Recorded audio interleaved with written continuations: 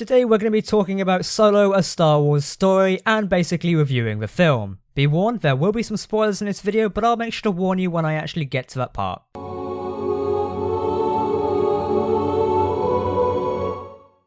Hello everyone, my name's Jack here on Star Wars Galaxy, and welcome back to the channel. Today, as I said, we're going to be talking about Solo, a Star Wars story. I managed to watch it last night, and I am pleasantly surprised by the film. Just a heads up, I will warn you when I get into the spoiler section of the actual film, but first, let's discuss how I found it and walking out of the movie theatre. I was pleasantly surprised by this film. I wasn't expecting too much from it, but at the same time I was comparing it heavily to Rogue One before seeing it, thinking this is the second standalone film that isn't in a main trilogy. How's it actually going to play out? I was heavily impressed by Rogue One, and it's probably one of my most favourite Star Wars films just because of the way it was executed. Solo, on the other hand, I did very much enjoy and felt like it fit in with the Star Wars universe, and my friends also agreed with this.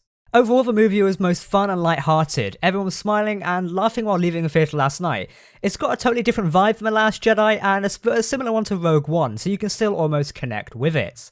The movie is jam-packed with little bits of Star Wars lore that people who have followed Star Wars for a long time will pick up on, and there's even some things to notice in there that I want to discuss at a later date, which I think regular viewers wouldn't actually notice.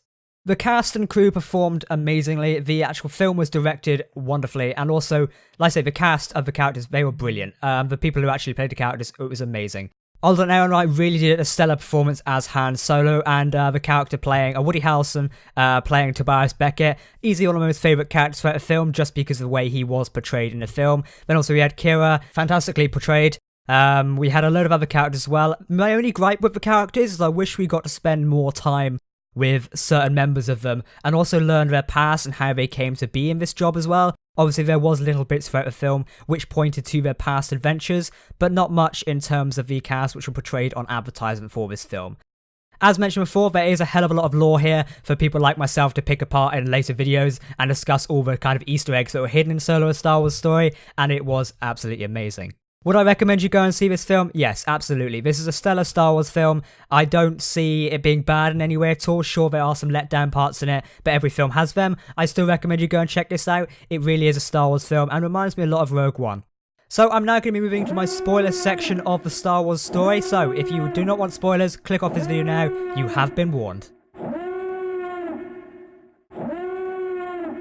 Okay, so right off the bat, if you still are here, this is your last warning. Right off the bat, we get a little bit of informal lore about Aurra Sing. For those who don't know her, she was a bounty hunter most seen in the Clone Wars, and also seen, I think she may have been seen in the Star Wars movie at one point in the background, but definitely seen in the Clone Wars, and was a fan favourite bounty hunter. Now, we did learn that Tobias Beckett had apparently ran in with her and ended her life. We don't know if this is completely confirmed yet, or may be a bit of a fake story, judging by how Tobias Beckett acts whenever he talks about it, but apparently he basically crossed her off the grid and killed her. That's what it's hinted towards. So it's a bit of a big surprise there, because fans of the Clone Wars will remember this. And there is lots of hints to the Clone Wars dotted throughout Solo, a Star Wars story, so if you are a fan of Clone Wars, definitely go and see this film. It is amazing. We also learned how Han got his name because the Imperial officer saw him and thought, he's by himself, Solo sounds good. And that was a bit cliche, but at the same time it worked really well.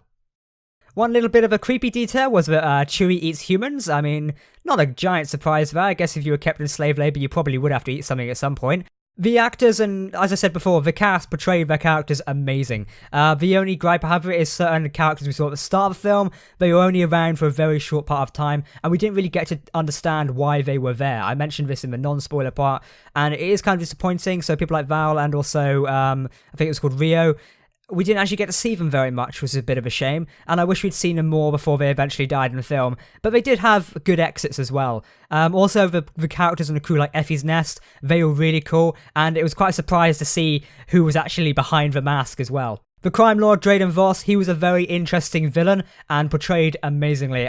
The actor who portrayed him, I think he's the same guy as Vision in the Avengers. Honestly, one of the best actors I've seen, particularly portraying this crime lord, and also how he could snap between moods of, yes, we're going to work together, now we're going to kill you, was very interesting, so that was quite cool as well. Obviously, one of the biggest things we have to talk about is the cameo appearance from Lord Maul, or Darth Maul. That definitely was pretty cool. So this film is set around about 10 years before A New Hope. So Maul is still alive at this point, and he hasn't perished Obi-Wan Kenobi just yet, nor has he ran across Ezra Bridger or anything like that. So it kind of builds us in point now. There is a sequel to be told here. Also, what is Maul up to? Is this going to be told in some comics? I have a feeling I'm going to be need to doing some reading on Maul's whereabouts soon. As we know, he did escape from the Emperor's prison and is now on the run. It looks like he's setting up a crime family or doing something again. Again, he's using his links with the crime syndicate he set up in the Clone Wars. So it's going to be pretty interesting to see where Maul turns up eventually. I was quite surprised by his appearance. Unfortunately, it did get spoiled, but I tried to avoid it as much as possible. But bam, he did show up and it was really interesting. And seeing him with the saber as well. We learned how Han Solo got his blaster, how he met Lando and Chewie. He also basically got a Millennium Falcon, and that was quite interesting. We also know how the famous thing, this ship made the Kessel Run. We got to see how they actually did make the Kessel Run, and that was pretty interesting. We also visited the Maw as well, which was the gravity well, and that was really interesting because obviously at a later date, the Empire do have the Maw installation there. I don't know if that is canon anymore. I will have to check, but in Legends, the Maw installation was quite a deadly place where they was building super weapons and things like that, and Han Solo did venture there, I think, at one point. So it'd be pretty interesting to check this out, and I think we'll have to go back and dive into the lore and legends of the Maw installation at some point. If you would like to see that video, make sure to hit a like rating on this video, and we'll get back to you soon. Now, Qi'ra is a very interesting character in the film. I hope we get to see more of her at some point, because her performance, Emilia Clarke's performance as her was amazing, and I can't wait to see more of how her and Han actually met in the first place. Obviously, they grew up on the streets of Corellia. Han eventually escaped. Qi'ra unfortunately had to stay there and work for the crime families and eventually worked for Crimson Dawn. I do also want to learn more about Crimson Dawn at one point because they're obviously a very independent or they're a very important crime family, or not even family, a crime group, syndicate, who need more explanation. We also got the Pike Syndicate in here as well. We last saw them in the Clone Wars. Very interesting to again see them in live action, and obviously we got to see more of Kessel as well. We got to see Corellia in a film. That's one thing to note on there. How they're building the Imperial Star Destroyers and what the Imperial are doing. We also got to see another side of the Empire as well, one we don't regularly see in more films, where you really got to see the grunt part of it, people running in mud, getting blown up. We also get to see that. It was really cool, and I did like to see this side of the Empire. We also saw Han Solo disagreeing with how the Empire operates on invading someone else's home, and I think that planet was Mimban. I will have to check at a later date, but I think it was that there. And also, one thing to note on here, I may stand corrected, but it appears we're seeing more of the Imperial Army and not the Stormtrooper Corps. If so, that is very interesting of why we're using the Imperial Army and not the Stormtroopers. I will have to check back with that at some point, but still, it was very cool. Most importantly, the greatest line of dialogue, I think, in this film was a big shot gangster putting together a crew, which obviously was on Tatooine. And I think that is definitely going to be pretty interesting to see how this plays out over later day. It's definitely sequel bait. I don't know whether we will get a sequel to this film. It would be pretty interesting if we did, because, yeah, I mean, seeing Solo again would be quite cool. And Eldon Enright's performance in was amazing. Chewie's performance as well, very well done. I really wish we'd got to see more of Tobias Beckett. It was a shame what happened to him in the film, but it was inevitable. And yeah, I would like to see more of him at some point. I hope we do get to see more of his background and lore. I definitely want to see his run-in with Aurra Sing at some point. That could be pretty interesting to learn of how he escaped. We do get some meaning behind why people talk to a Falcon's computer, and that was because the L3 eventually fell to a fate, and they installed her into the Falcon's computer in order to plot the jump to hyperspace to actually make the Kessel Run. It was a very nice bit to the film, and Lando's connection to her was very interesting, and obviously this brings back to the fact of Lando being now known as pansexual. That obviously started a great debate on the internet. Was that a bad thing in the film? Not really. It didn't make any adverse effect on the film, and if you were concerned about seeing the film because of that fact, I don't really think you have anything to worry about. It didn't make an effect on the film, so yeah, that's just my opinion on that subject. I might make a separate video discussing this, as it was a personal gripe I had with the way people were reacting to it. But yeah, anyway, back to the point, L3 being integrated into the Millennium Falcon computer makes a lot of sense, and builds onto the lore of how they actually talk to a Falcon's computer at later dates.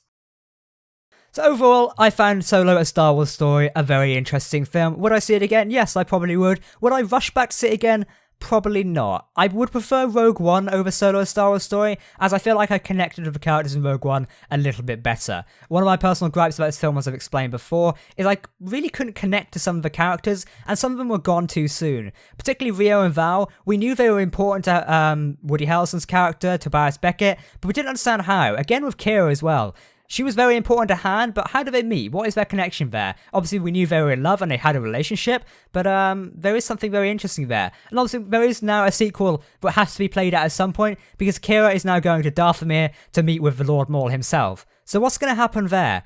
It leads open a lot of open doors, and evidently leads us open to a sequel bait. Will this get chased up in a future film? Maybe more a Star Wars story? That could be pretty interesting. Maybe not. Would you guys like to see a film dedicated to Darth Maul, or do you think he's had too much screen time already in the Clone Wars and Rebels? It could be pretty interesting, I think, but overall, I am satisfied with this film. If you have seen Solo: A Star Wars Story, I really want to know your opinions down below in the comments. As I explained before, this film was very interesting, and I definitely recommend people go and see it, and I think it was enjoyable. Overall, not the best Star Wars film in my personal category, however, I would definitely go and see it again over some of the other films in the trilogy. Well guys, I've been Jack here on Star Wars Galaxy. Thank you for watching my review of Solo: Star Wars Story. If you have anything to add on to it, please let us know down below in the comments. As usual, if you did enjoy the video, make sure to hit the like rating and of course share it with your friends. If you're new to the channel, make sure to subscribe for daily Star Wars content, and we'll be back with you very soon. Goodbye.